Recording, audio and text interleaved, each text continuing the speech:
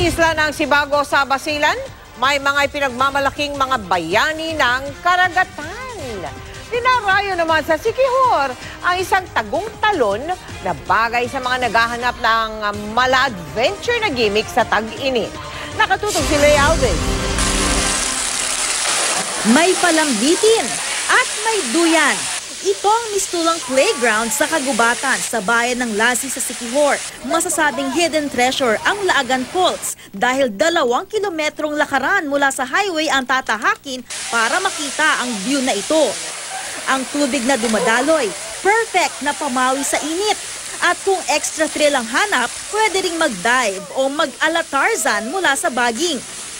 Sa Sibago Island sa Basilan, malayo sa imahe ng gulo at bakbakan ang masisilayan. Malaparaiso ang white sand beach at bughaw na tubig. Makikilala mo rin ang mga sikat na residente ng isla, ang mga pawikan na mga hero din daw ng karagatan. Since Sibago is very rich sa isda, maybe because of the presence of the sea turtles, we will protect our turtle. Kaya naman swak na destinasyon ito para sa mga mahilig sa seafood dahil sa saganang huli rito na iba't ibang isda pati na rin lobster. Sa linaw ng tubig, kitang-kita ang makukulay na coral sa Barcelona sa Sorsogon.